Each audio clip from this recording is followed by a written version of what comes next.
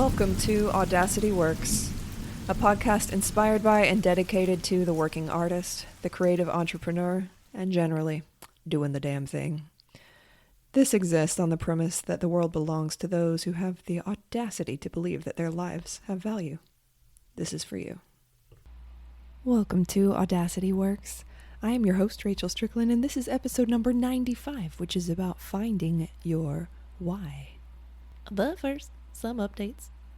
I hope that you are squeezing every last drop of goodness out of the last weeks of summer, unless, of course, you're on the southern hemisphere, and then I'm not sure what you're doing, but I hope that you're having a good time doing it. It is pre-launch season over here in the teal layer, which means that my waitlist is gonna start getting some good love this week, and already is getting some good love. And if you would like to be on that waitlist, even if you're not interested in taking the Audacity project, the waitlist is still a good place to be, just because I'm going to give like exercises and tips and tricks and things, and mostly asking questions. Well, asking you to ask yourself questions. Something I never get tired of. So if you want to play on the waitlist party, it is open until Friday. I'm going to close it on Friday. You can find that link in the show notes. If you have no idea what I'm talking about because you're new here, hi, welcome. I'm glad that you're here. The waitlist I'm talking about is for Cycle 27 of the Audacity Project, which is my flagship course for getting your shit together. It's for artists, aerialists, performers, and creative entrepreneurs. I've had a big mix of people come through the project, from psychotherapists to internal decorators. Haha, I'm keeping this in. Internal decorators. It's a new title. I've just come up with it. Opera singers, opera writers, dancers, aerialists, and approximately 5,000 aerialists. That's not true. But I take a group of anywhere from 10 to 25 creatives through this course. I do this twice a year, and on a foundation built on what it is they want to do, what their special sauce is, how they want to make people feel, what kind of work they are interested in getting. Not the you of 3 years ago, the you of today. And on that foundation, building new materials for yourself so that you have everything in place to pursue new opportunities with ease, and also knowing what those opportunities are and how much you should charge for them and how to go out and fucking get them. It's definitely not for the faint of heart. It is not about theory, it is about action. And the reason that I limit it to up to 25 is because I am personally involved in each of these participants' journeys. Otherwise, it would just be a DIY course, and I wouldn't be involved at all. But it's important to me that the material is tweaked and made relevant to each individual's specific needs. That's where I come in. And I do this by offering an unlimited support during the course of the Audacity Project. That's also why I only hold it twice a year, because I got other shit to do, but when the Audacity Project is running, it's basically the only thing that's happening in my life, with some notable exceptions. But it is going to open to the waitlist on September the 2nd, and that waitlist is closing soon. So if you want to see what all that's about, that's the best place to be. I'll put the link in the show notes. Already said that. And I think this is a really timely episode, because finding your why is a question that my girl Michelle asked me ages ago, and I just kept looking at it, and like, this seems like a big question. But actually, it was another write-in from my dear friend Ruthie, who asked me how she requested an episode about how to continue to connect with your body when you're no longer in a creative career, or when you're injured or out of work or on a break or going to school or something. Somatic movement practices to tap into creativity. I've been sitting on that question for a long time too, because honestly, Ruthie, I am figuring that out now. I have a lifelong relationship with exercise and movement, but after doing it professionally for such a long time, there have been times where I've taken enormous breaks. And by enormous, I mean like 6 months. And usually during those 6 months, I'd be doing something else, like lifting some weights, but sometimes there'd be 3 or 4 month stints where I did literally nothing. That was usually recovering from some kind of trauma, like baby loss. And the relationship with movement, when you've done it professionally, for me, it changed the way my brain was wired to think about exercise and anytime I would take a break because I was burnt out or again, because I was recovering from a trauma, particularly a body-focused trauma like baby loss, it's almost like I resented exercise, and I was refusing to move out of spite. Like saying, I gave you everything, and here we are, and I'm not going to give you anything. And of course, the only person that hurts is me, because I live here in this body. That's just one example of how strange and complex and layered our relationships with our bodies and movement are. I can't hope to unravel all of that in a short podcast episode, but I'm sort of in a getting to know you phase with exercise. I'm really enjoying it because the annoying thing about exercise is that it always makes me feel better. It's like almost condescending. So when I come back to it after not having done it for a while, I'm like, what have I been doing? I don't know. Was I just throwing a fit this whole time? I don't know. But so right now, during this getting to know you phase of physicality, my top metric for success is, did I enjoy it? Do I enjoy it? Can I enjoy it? And if I'm doing something and I'm like, I'm not enjoying this is boring, I just stop and I find something else to do. Because I already did a bunch of unenjoyable, painful things while I was training earlier in my youth to be able to do the things that I did then professionally for such a long time. And I'm unwilling to suffer completely. I don't mind struggle. I don't mind challenge. I don't even mind being humiliated. I'm just not going to suffer for it. And the reason that I know that is because I found my why. And I think finding your why is very powerful. And I have a really quite easy exercise to give you about that today. But I'm going to preface this because I know half of y'all aren't going to listen to me and you're going to just do it on your own. Please don't. Please try not to do it on your own. Honestly, it can work, but it is so much better to do it with someone you trust and like and respect. So I much prefer this to be a buddy exercise. And particularly if you're interested in the Audacity project and you want to find your why, I would recommend this exercise. But do it with a buddy. Do it with a buddy. Do it with buddy. Okay, I'll stop saying that. This exercise is really simple, but it does hit hard, and I have used it several times in group environments. And I'll tell you a little bit more about that after I explain the exercise. This comes to you from the brain of my bestie, Christy AC, who is very fond of just asking deep questions throughout the day. Like out of nowhere, we'll be having coffee and she'll be like, what's the thing you're most proud of in your life? And I love that about her. And she really wants to know the answer. And then she wants to answer it too. So we have a lot of fun conversations that way. So she came up with this Finding Your Why game, and I'm going to explain it to you now. So it works best in the realm that you're curious about. So the first question that you ask your buddy is, why are you here? Now, location is important, right? If you want to find your why behind your creative practice, I would recommend that you do this inside the studio or while you're at a retreat or otherwise intensive, but somewhere where you're in the space where you do that thing. The first question is, why are you here? And then the second person answers the why, and the first person continues to ask them, why? Why? Why? Until you get to the heart of the matter.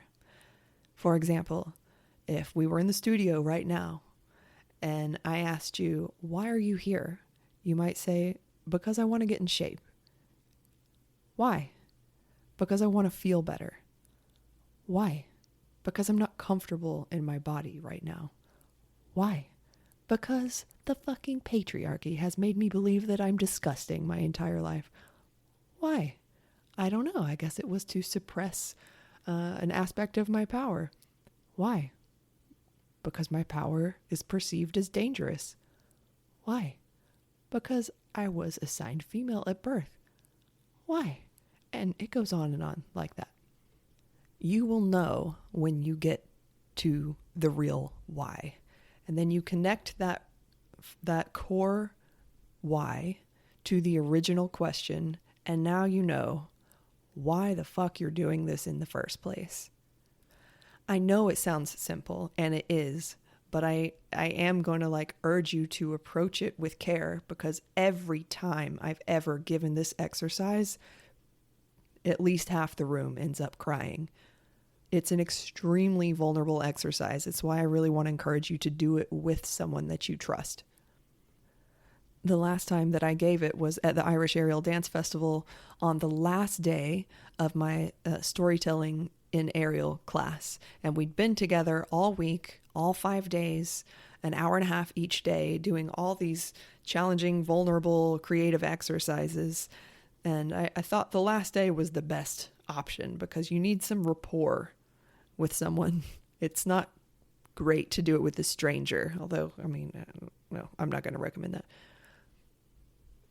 And there was a perfectly even number of participants in the class. So if there hadn't been, then I would have stepped in to be someone's buddy. But everyone had a buddy. So I was just sitting on the mats, and I'm like, oh, I'm just going to do it for myself. I'm the teacher. I can do that. So I did. And I'm sitting there on the mat, feeling my heart being squeezed, because I'm getting to this really vulnerable truth inside myself that I wasn't paying attention to, because I'm leading, I'm teaching classes. It's not time for me to sit around and cry. And I look up, and every pair, someone is either talking with their hands and they've got tears coming down their face, or they're hugging, or they're patting each other on the hand or on the shoulder. And I'm like, I should not do this by myself. This is meant to be done in relation, in a loving relational environment. And it's extraordinary to me how prolific we can be having no connection to our why whatsoever. At some point we know why we want something, but then we get caught up in the steps of doing it. You get caught up in strategy and in action and following through, and that's good. It should be. Which is why coming back to the why can really be powerful, especially if you feel like you've veered off course, or if you're not super jazzed about the direction that you're going in.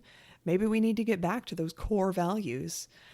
Core values have been kind of a thing in my life for at least the past 2 weeks. I'm a member of the Movement Maestros Mafia, and she had Laura Jean, what's up, Laura Jean, come up on to speak with us. And Laura Jean is all about getting in touch with authentic values, but it's not surface level. She goes down to the bedrock. And I'll put a link in the show notes if you want to follow her. But it was just really useful and illuminating. And I've been participating in Jill Fitt's Trust You program. I really like following along with programs. I love learning, and I like following instructions unless they're societal. So I have been getting down to the bedrock of value systems, and then this questions just naturally come up. And knowing what your why is will be so motivating for you when everything else fails, including discipline. Because discipline is immensely useful, immensely powerful, and it takes a very long time to build discipline. And after a while, we just do things on autopilot. That's what discipline is, so that you can continue to work towards your goal when you don't feel like it. That's a good thing, because you're not always going to feel like doing something. But if you're suffering a lot, if you're crying all the time, you shouldn't be crying all the time. Well, let me take that back a bit. Okay. You can cry all the time if you want to. It depends on how much you cry. But if you're in despair every day, I'm going to go ahead and use the should word there. You should not be in despair every day, because your business is that stressful, or your artistic practice is that triggering. That's not a positive relationship. You're not getting any benefit out of that. And those are two really extreme examples, right? But If you feel that you would enjoy connecting to your real why for why the fuck you're doing something, get yourself into the environment where the action of that thing is put into practice, either the studio or the music room or your desk if you're a writer or if you run your own business. Get someone to share that space with you, either on the phone or online or even in person, and try this exercise out. And I would love to know how it goes. If you feel like sharing afterwards, I'd love to hear about it. And to kind of bring it full circle, I want to thank Michelle again for asking this question in the first place. It was just one sentence, finding your why. That was her request. And I also want to thank Ruthie, because her question about reconnecting with a somatic practice when it's no longer like your everyday job to do that, that got me thinking about really wanting to tackle this in an episode, particularly because I'm in a similar stage right now. It's not my everyday job to be in shape anymore. And I love that. Like, I am happy with that choice. And so yesterday, for example, I finished my work and it was a nice temperature outside. So I'm like, I want to exercise. Now, I have lots of options, too many options. So let's narrow it down. Do I want to leave or do I want to stay in the house? I want to stay home. Okay, but do I want to be in the house or do I want to be outside? I'm like, I want to be outside. I'm like, cool, you have a rig in your backyard. It's set up. All you have to do is hang your hoop up and then you can go exercise outside. And I was like, cool. And I found myself going through the motions, like setting up the ladder, going to get the rigging, setting up the hoop. It's already preset and all that, but it had been a long time since I had done it. And I was like, this is definitely autopilot happening right now. And when I realized that, I decided to do, I know I've harped on this 100 times about having a buddy to do this with. And it's only because I've done it by myself and it's better with someone. But I did it, just like kind of ran through it quickly in my head, which is not the most powerful way to do it. But what I found in the end was that I just wanted to reclaim my relationship with movement and with artistic movement, but from a new place, from the place that I am right now. My voice is breaking. I don't know. I'm not crying. Don't worry. Without trying to, quote unquote, get back to where I was, because I don't want to get back to where I was. I want to be here. I want to be here in this body with this brain and this mind and these circumstances and work from here instead of like lugging the past behind me. And I want it to be fun. And I want to know my body and know how to move my body. And all of these things led me to, do you know what? I'm not going to start out on the hoop today. I'm going to go inside and do a whole bunch of mobility exercises because I think it would feel really good to feel really warmed up. And then I did my MyFlex program from Jen Crane, which I've had for years, but I haven't done it in at least 2 years. And while I do use my muscles, it's so specific, the muscle memory of like active flexibility. And my hamstrings were like, what's happening now? And I enjoyed that. I'm super sore today, and I'm enjoying that as well. I've decided I'm going to go take a pole class today. I haven't been on a pole since I was 21. You do the math about what that's about. Actually, that's not true. I did it on tour with Vaudeville Society. Okay, I totally lied. Anyway, it has been a long time, but it just seems fun. And that's what I want to be doing right now. Otherwise known as whatever the fuck I want. While I'm still in the midst of creating this one-woman show, it can't all be work for me anymore because I don't want it to be. And that's what finding my why allowed me to do. And now I feel like I have a much clearer trajectory forward. Like I know why. I'm not just doing this on autopilot, but I know that my discipline will allow me to show up every day. So that is why I made this episode. Thank you so much for listening and sitting with me for this time. If you try the exercise, let me know how it goes. You can reach me always on Instagram at Rachel Strickland Creative or on Patreon at Rachel Strickland Creative. Last reminder that the waitlist is closing very soon, so don't wait. You have like 2 days. I'm closing it at like midnight on Friday this week, which is going to be the 23rd. So 11:59 p.m. on the 23rd. The waitlist is going to close, and the waitlist will get you a discount on the Audacity project. Lots of goodies on the way there, task questions. If you like the exercise that I gave you today, you'll like the Audacity project. But even if you don't need the project and want to follow along the wait list, that's fine. There's no pressure. But it's in the show notes.